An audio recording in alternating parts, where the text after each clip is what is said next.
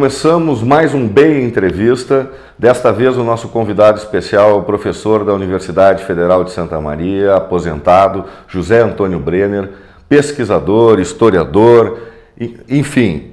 Brenner conta a história de Santa Maria já há muito tempo no seu site. E hoje ele está aqui conosco para falar sobre Santa Maria, sobre a imigração alemã e sobre a Universidade Federal de Santa Maria. Por que não? Professor, seja bem-vindo ao Bem Entrevista. E me conte uma coisa, professor. Como é que os Brenners chegaram em Santa Maria? A gente sabe que o senhor é um expert da imigração, da história da imigração alemã aqui em Santa Maria. Como é que a sua família chegou aqui em Santa Maria, professor? Boa tarde, Ritzel. Boa tarde aos telespectadores. A minha família chegou a Santa Maria no ano de 1857. O Brenner paterno, porque eu sou Brenner em ambos os lados, né? E o meu bisavô Brenner materno chegou um ano depois. O meu bisavô Brenner paterno chamava-se Peter Brenner, já nascido em Campo Bom. E o materno já imigrante alemão. E era a mesma família, professor? Não, eles... aliás, o meu pai, quando casou com a minha mãe, não sabiam não se conheciam como parentes. Aliás, nenhum deles se conheciam como parentes. Por isso me registraram José Antônio Brenner de Brenner, potência 2. Mas eu descobri, nas minhas buscas das raízes, que lá no ano 1600 havia um tronco comum na Alemanha, na região da cidade de Birkenfeld, no Hunsrück. Opa!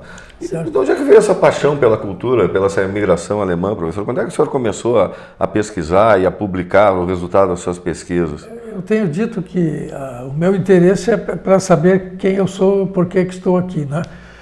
Afinal, todos os meus antepassados são descendentes de imigrantes alemães. São imigrantes alemães e seus descendentes.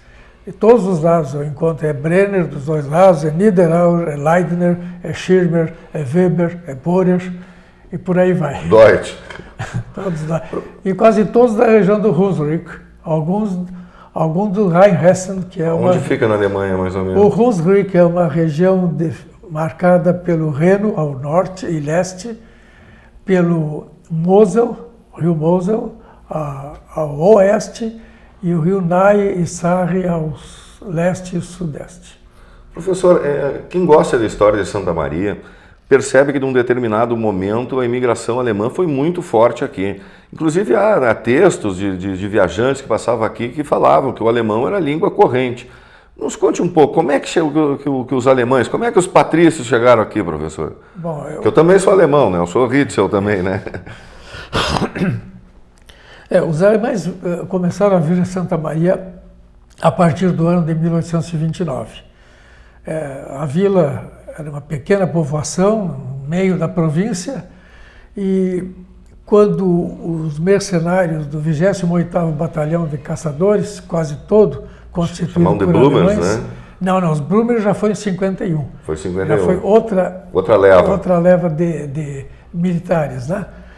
Os primeiros vieram ao Brasil no início da imigração. Aliás, o interesse inicial de Dom Pedro, do governo imperial brasileiro, era reforçar o exército na sua recente país, independente, recentemente. Sim, há 2 anos, eles chegaram em 1824. 22, ele precisava reforçar o exército imperial brasileiro, até porque havia certa relutância entre os militares portugueses que aqui estavam e havia um receio de que Portugal quisesse tomar de volta. Né? Exatamente. Então ele mandou que alguém fosse como emissário na Europa contratar Major Schaefer. O Schaefer Georg Anton Schaefer, von Schaefer.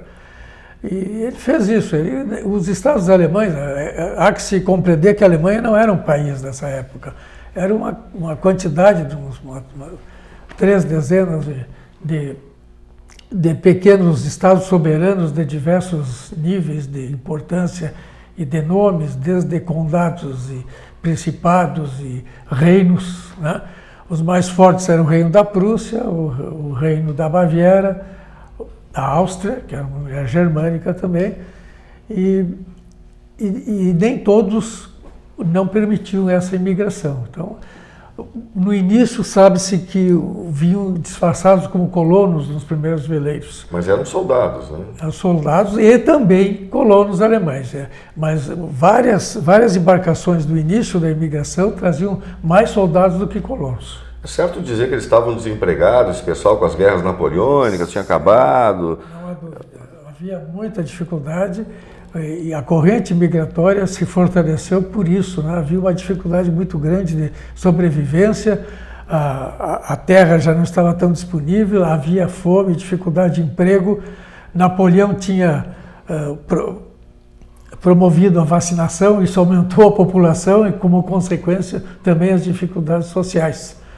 E também havia já o prenúncio das consequências da Revolução Industrial, um homem que era capaz de sustentar sua família tecendo linho, de repente se tornou empregado de um patrão que tinha vários teares, aí o tear entrou como a produção, dando isso como exemplo, porque o meu antepassado Brenner era tecelão de linho, no Hunsrück. E já quando veio para o Brasil, ele se tornou colono simplesmente, agricultor. Agora, a pergunta inicial é como é que descobriu Santa Maria. Como é que os alemães chegaram por aqui? Esse 28º Batalhão de Caçadores estava no Rio de Janeiro, depois de ter servido no Nordeste, para sufocar alguns focos ainda remanescentes da Confederação do Equador. E voltaram para a Praia Vermelha, onde estavam aquartelados, quando houve a grande revolta dos mercenários do Rio de Janeiro, que foi uma chacina geral. Eles eram muito maltratados pelos seus superiores e saíram às ruas e foi uma luta tremenda. Os portugueses e luso-brasileiros que viviam na corte colocaram os escravos a lutar nas ruas, foi horrível. O 28º Batalhão, principalmente os irlandeses mercenários, foram os que mais atuaram nessa revolta. Mas o 28º não saiu do quartel, mas aproveitou o momento de ascensão e trucidou o seu vice-comandante, que era um italiano odiado pela crueldade com que ele punia os soldados. E as autoridades queriam se livrar desse pessoal lá, então mandaram esse 28º Batalhão de Caçadores para o sul para lutar na Guerra Cisplatina, que já estava em tratamentos para o armistício. De fato, quando eles chegaram aqui em Santa Maria, já tinha sido selada a paz. E eles ficaram aqui sob o comando de militares brasileiros, e isso foi em janeiro de 1829 que aqui acantonaram. Alguns autores escrevem 28, mas 28 foi quando as tropas imperiais começaram a se concentrar aqui, junto à povoação de Santa Maria, só que o 28º chegou depois, em janeiro de 29. E foram simplesmente desmobilizados para não criar grandes problemas. Desarmados. Com esses alemães aí, não, dividiram em destacamentos, mandaram para Rio Pardo, mandaram para Porto Alegre, uma parte ficou meio em Santa Maria.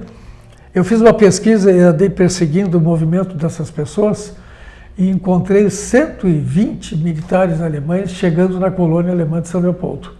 Eles foram procurar se estabelecer com terras prometidas também, com os seus patrícios paisanos que tinham recebido. E encontrei lá o Appel, que foi o primeiro que dizem que se estabeleceu em Santa Maria, mas eles foram e voltaram, porque já estava muito difícil lotes coloniais junto à feitoria em São Leopoldo. E, então, dos 120, metade eram do 28º Batalhão de Caçadores, quer dizer, dos que aqui estiveram acantonados.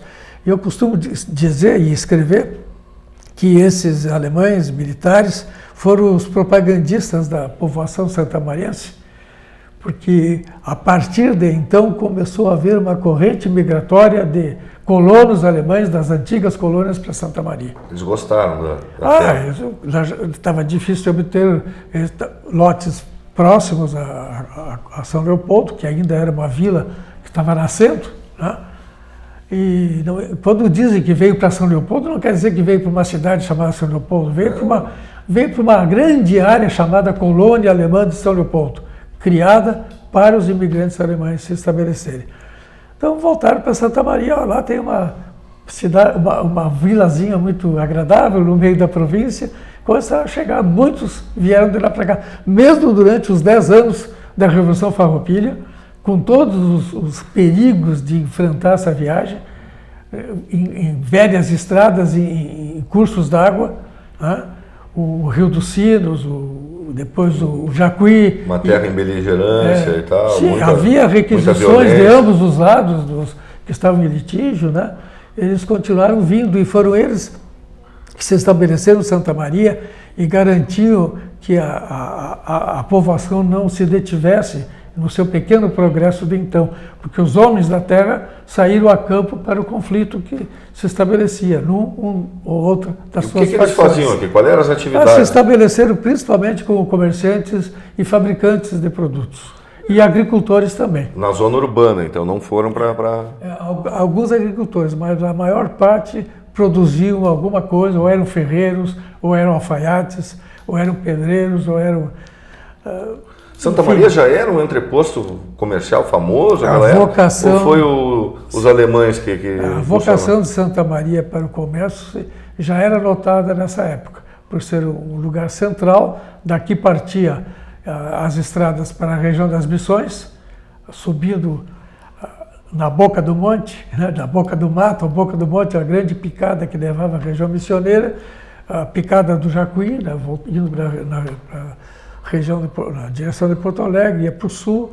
Nós vemos no mapa de 1800, que o engenheiro da Comissão Demarcadora de Limites levantou e desenhou aqui em 1800, que muitas trilhas e estradas existiam nessa região. Então, foram crescendo, e por isso a hegemonia, digamos assim, dos descendentes de alemães e imigrantes alemães em Santa Maria, na metade do século XIX, se estabeleceu com grande força por causa disso. E não é só esse viajante que escreveu sobre, que citou recentemente, como também o próprio João Belém. O João Belém afirmou categoricamente que não havia casa onde se vendesse qualquer produto, qualquer comércio, ou oficinas que produzissem qualquer um desses produtos que não tivesse na frente um nome alemão. Isso realmente aconteceu nessa cidade.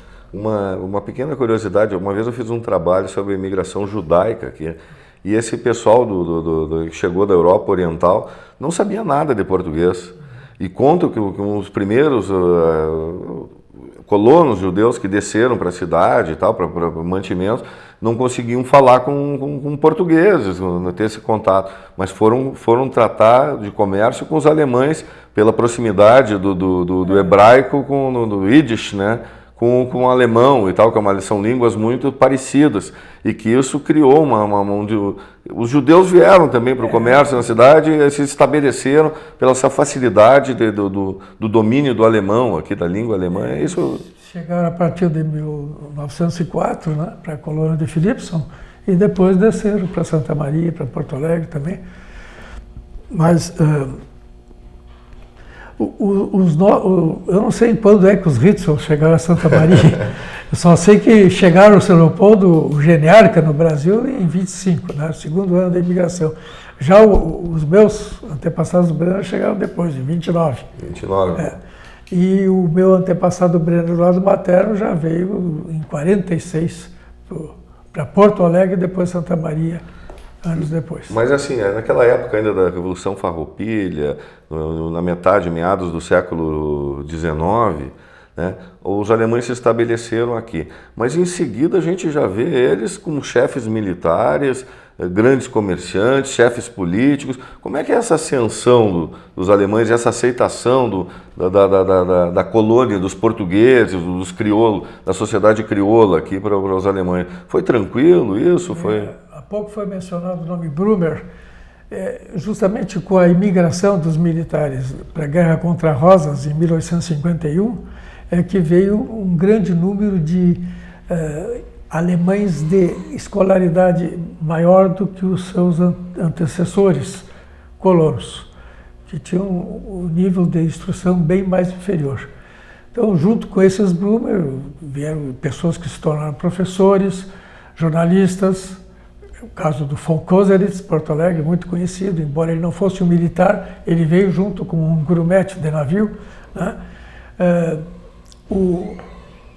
O desenho da azoteia em Santa Maria foi feito por um Brumer, que era professor, chamado Theodor Pöttke, e secretário da comunidade evangélica.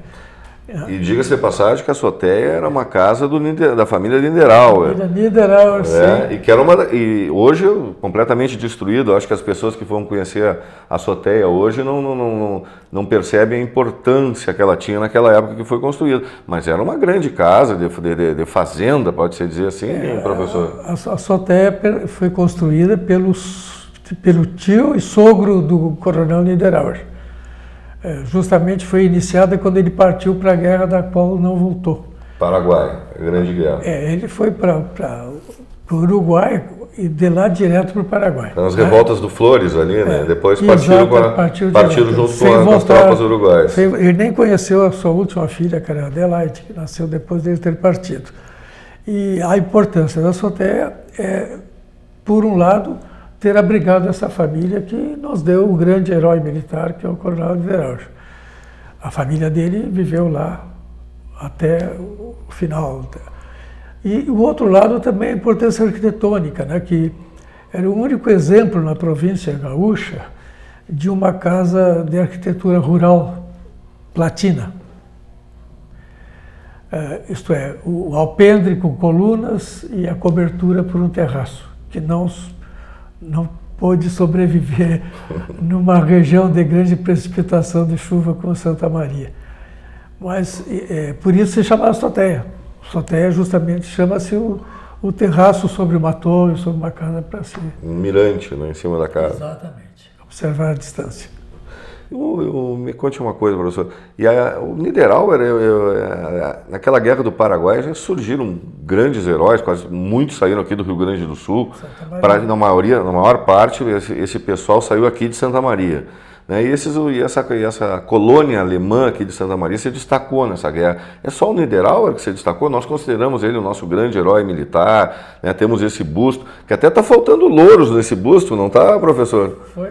Foi furtado quando o monumento foi levado dali para decoração de Natal e até hoje não foi reposto, né? A coroa de louros e acanto, que está na base, no pedestal do... Quando é que foi feita essa homenagem ao Niederauer? Foi inaugurado em 22, no centenário da Independência. Era para ser no dia 7 de setembro, mas foi inaugurado por causa da chuva, dia 10 de setembro.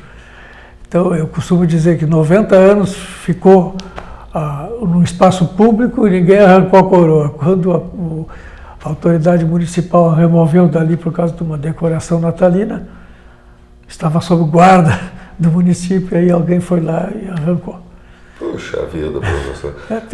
Mas voltando à pergunta, quem mais se destacou naquela época, além do Niederauer? Um primo dele, o Major João Batista Niederauer, também se destacou.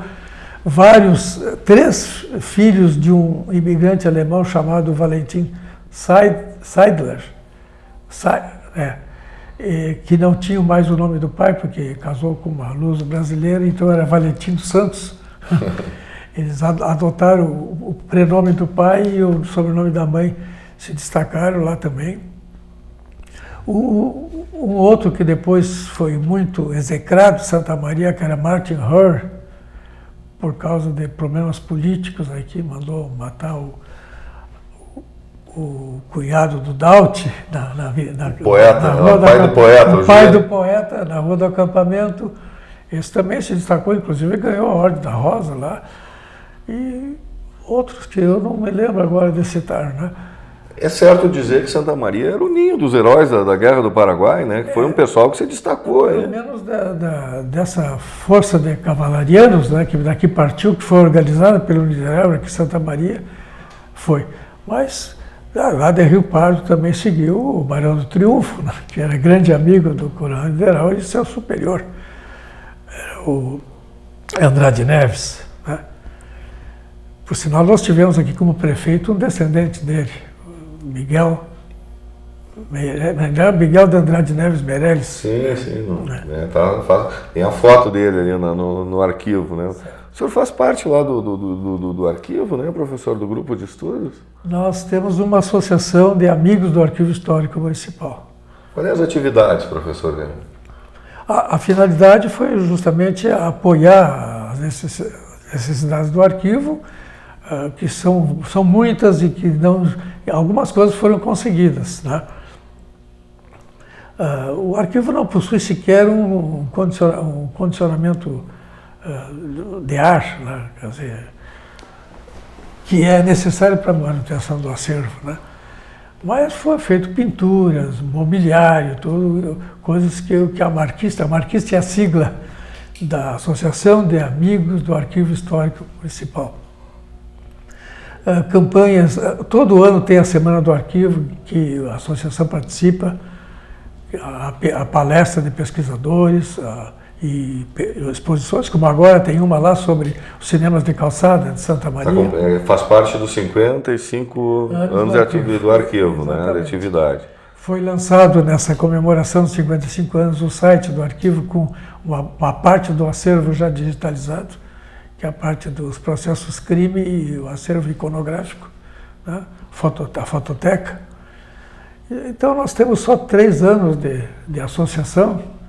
E eu me honro de ser o sócio número 1, o associado da ficha número 1 do arquivo. Professor, onde é que um pesquisador vai a campo aqui para buscar esses detalhes, esses resquícios da nossa história, vai montando esse quebra-cabeça do passado aqui de Santa Maria e do Rio Grande do Sul? Que eu sei que o senhor tem um foco muito forte em Santa Maria, nas suas pesquisas, mas que o senhor busca mais coisas para contextualizar a nossa história aqui. Onde é que o senhor pesquisa, professor? Onde é o seu campo? Depende do tema, né, que eu estou perseguindo. Ultimamente eu tenho pesquisado muito na hemeroteca do Arquivo Histórico. Porque Santa Maria teve no passado um jornal muito importante, muito rico em informações, chamado Diário do Interior. E diante da dificuldade de documentos guardados pelas instituições, muitos foram perdidos ou não eram suficientemente registrados no decorrer da vida dos clubes, etc. A gente encontra nesse jornal e em outros também muita informação rica. Em determinadas épocas são quase que diárias.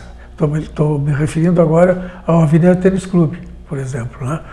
E no decorrer dessa garimpagem, porque precisa dedicar muito tempo, né? Uma pergunta, o Avenida Tênis Clube é originário da colônia alemã daqui? Não. Por que esse foco no Avenida Tênis Clube? Eu me criei lá dentro desde bebê de colo, né? E fui presidente do clube, sou conselheiro, sou o conselheiro mais antigo. Meu pai foi campeão de tênis aqui a partir de 1933, né?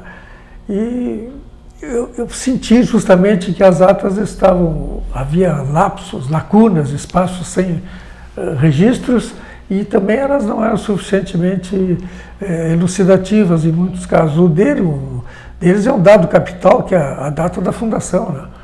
Eu costumo dizer que o nosso clube de tênis passou quase 8 décadas festejando uma data fictícia, 7 de setembro de 16. Então eu fui pesquisar, primeiro porque havia indícios, né, que me levaram a essa dúvida, e encontrei as provas, muitas provas para dizer que em 16 nada tinha acontecido em Santa Maria com relação a isso. Então nós tivemos que eleger a primeira assembleia, que foi em 18 de julho de 17, como a data da fundação. Primeiro documento do nascimento do clube. Não quer dizer que não houvesse trabalho anterior. Mas sabe como é? As meninas fundadoras eram muito jovens, elas tinham entre 15 e 18 anos, então elas estavam tentando construir uma quadra de tênis para jogar, para reunir a juventude. Era um lugar de convívio, até hoje o clube é um lugar de família, de convívio, né? Então elas não se preocuparam em vamos chamar uma assembleia de fundação. Quando chamaram uma assembleia para eleger a primeira diretoria, que por sinal foi no Palacete, que comemora agora 100 anos. Isso é outra pergunta que eu vou lhe fazer. Essa é uma importância que esse prédio tem até para a história do Avenida Tênis Clube, desde a fundação, que foi essa assembleia, até em 17, até 1920, tudo que houve em matéria de reunião do clube foi ali. Palacete Astrogildo de Azevedo. Para quem não sabe, o último trabalho que eu sei que o professor está trabalhando com afinco, com muito cuidado, é sobre o Palacete do Astrogildo de Azevedo, que está completando 100 anos ontem, né? Isso. E agora o professor está publicando no jornal A Razão e logo também. Amanhã de manhã tem um artigo. E logo vocês vão ver no Portal Bay também. Mas, professor, nos conte como é que foi que o Astrogildo construiu esse palacete, como é que fez isso. Afinal, é o grande prédio da cidade, eu acho que é o mais conservado, que tenha 100 anos de idade, eu acho que é esse, né? Ele já era importante desde o seu nascimento, porque veja mesmo, uma cidade com 15 mil habitantes, como era Santa Maria, em 1913, o doutor Astrogildo constrói uma obra suntuosa daquele porte, que merece o nome de Palacete, mais do que outras tantas que por aí houve. Mas era costume, na época, chamar aqui em Santa Maria e em outros lugares do estado, de Palacete qualquer construção assobradada, que tivesse mais de um pavimento, né? E que fosse construída com algum cuidado, algum requinte. E Santa Maria, na Rua do Acampamento, ele despontou. Não era o primeiro, porque o Banco da Província, quase na frente, tinha inaugurado um ano antes. Até a foto histórica mais antiga do Palacete que nós temos foi do Venâncio Schleiniger, que ele subiu no segundo pavimento do Banco da Província e na última janela lá ele fotografou o Palacete. Venâncio Schleiniger é o responsável pela quase totalidade das fotografias que aparecem na revista comemorativa do Centenário de Santa Maria, de 1914. E como é que ele fez? Ele quis logo, assim como ele contratou depois como intendente a maior referência em engenharia sanitária da América do Sul, que era o Saturnino de Brito, reconhecimento internacional, inclusive na Europa e nos Estados Unidos, ele também tratou de construir a sua casa com grande suntuosidade, digamos assim. Quem foi o arquiteto, professor? Eu sei que o senhor está procurando. Eu não cheguei, não posso afirmar que tenha sido o arquiteto alemão Theodor Widerspan, mas é bem provável que tenha sido ele. Eu fiquei até estressado nesse trabalho porque não consegui comprovar documentadamente, certo? Mas tem uma grande probabilidade. Mas tem uma grande probabilidade. E tem sido afirmado em bibliografia por vários autores que o projeto de arquitetura foi do Widerspan. Mas não existe um documento que diga, que prove isso. Existem indícios indiretos. Indícios indiretos, veja bem como é indireto isso. Há na história familiar uma informação que vem se repetindo desde o doutor Astrogildo para suas filhas, Araci Azevedo, depois o Paulo Klumb, filho da Araci, que chegou a escrever que o responsável pelo projeto e a obra foi o escritório de Rudolf Arons, que era um engenheiro de Porto Alegre, responsável por muitas obras de grande importância no estado, principalmente em Porto Alegre. E o arquiteto do Rudolf Arons, trabalhava no setor de arquitetura, era o Theodor Widerspan, entre 1908 e 1915. Bem nessa época foi projetado e construído o Palacete Astrogildo de Azevedo. Então, ficamos com essa história familiar, aceitando, né? E aceitando por isso que tenha sido Widerspan. O professor conhece tanto e fala com tanta propriedade de arquitetura, porque ele foi um dos primeiros professores aqui de Santa Maria. Ele é formado em arquitetura e foi um dos primeiros professores do curso de engenharia. Por sinal, eu sei que ele foi o primeiro professor a dar aula no campus da universidade. Conta isso para nós, professor, assim, já que nós estamos nos últimos minutos do nosso programa. Vamos trazer a história um pouquinho mais perto. Nós passamos muito tempo no século passado. Vamos trazer para... É uma história mais perto, mas já passou de 50 anos, né? Houve essa fundação do que seria o Centro Politécnico de Santa Maria, da Associação Santamariense pró-ensino superior, a ASPES. Antes de não havia ainda sido criada a Universidade Federal. E foi um desejo do professor Mariano, já visando a universidade que ele queria criar, de ser iniciada a parte de tecnologia. E a intenção inicial era formar engenheiros eletricistas, porque ele respeitava e conhecia muito o trabalho que começou com Walter Jubim como governador do estado, na eletrificação do estado. Então, havia grandes obras de andamento, de geração, de distribuição de energia elétrica, e esse profissional seria muito importante.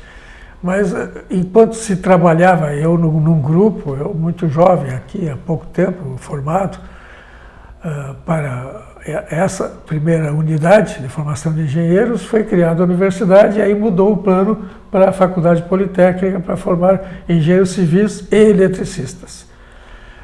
Foi doado pela família Toneto e Berch uma área de 36 hectares, que é o berço da cidade universitária de hoje, tá? E ali havia já um projeto feito por uma empresa do Rio de Janeiro para o centro, o que é hoje o Centro de Tecnologia. Aquele é o único prédio do projeto anterior que permaneceu, porque quando ele estava em obras, foi criada a universidade e mudou todo o plano da cidade universitária. É o único prédio diferente dos outros mesmo, né? Então, como é que eu fui ser o primeiro professor? É que a minha disciplina era uma disciplina da área de expressão gráfica e precisava de pranchetas. Havia uma cedência de espaço da cooperativa da aviação férrea para 2 salas, onde é hoje o Dom Pierre. O restaurante do supermercado aqui. Exatamente ali. Eu, às vezes, quando almoço lá, eu digo, olha, naquela cozinha ali eu dei a primeira aula. A primeira aula foi ali, as outras todas já eram aulas práticas de trabalho, mesmo em prancheta, tivemos que ir para o campus. Então, em março ainda de 1962... O prédio já estava pronto, professor? Não, aquele prédio tem 3 blocos separados por juntas de dilatação. Se alguém observar a fachada, vai notar, as juntas de dilatação são frestas, assim, né? E uma estrutura junta na outra, porque não se deve construir estruturas muito longas. O trabalho gera problemas, né? Então, o bloco central estava construído, e uma das salas do segundo pavimento foi acabada para o Brenner e seus alunos terem atividades lá. Só o senhor lá no campus, era o senhor e os seus alunos? No segundo semestre, o sistema era anual. No segundo semestre, todos os demais professores da engenharia se mudaram para lá. Como é que era ir para Camobi todos os dias para dar aula? Era tranquila? Nós íamos, os alunos e eu, no mesmo ônibus, um ônibus da marca Fargo. Era um ônibus pequeno, conhecido por Farguinho. Ele está nas fotos antigas. E eram 2 vezes por semana que nós íamos. As aulas minhas eram 2 vezes por semana. Então eu ia com os alunos e voltava com os alunos. Era assim. E nada mais lá no campus? Nada mais. No primeiro semestre, nada. Professor, depois... A não ser as obras, né? Para nós encerrarmos o nosso, assim, o senhor, hoje falamos de Santa Maria, da formação de Santa Maria, dos alemães vindo para cá, da universidade, e eu vi que todo o foco da sua pesquisa está aqui. O que é Santa Maria para o senhor, para nós encerrarmos o nosso programa? Bom, é a terra onde eu nasci e vivi toda a minha vida, só meus 5 anos de estudante de arquitetura em Porto Alegre que eu não vivi em Santa Maria. Dos meus pais, dos meus avós, até onde os meus bisavós vieram se estabelecer e trabalhar e conseguir prosperar. É uma cidade que eu acompanhei a evolução, muito boa em alguns sentidos, ruim em outros, tá? Mas é a cidade que me atrai a pesquisa sobre ela justamente do seu passado, que é o que mais me interessa, é mais o que eu mais busco. Mesmo que quando eu estou fazendo a pesquisa sobre um determinado tema, eu encontro no caminho notícias sobre personagens, sobre fatos que aconteceram, e é por isso que eu demoro tanto lá no arquivo histórico fazendo pesquisa, porque é inelutável, né? Antes eu levava um caderno, uma agenda e ficava transcrevendo.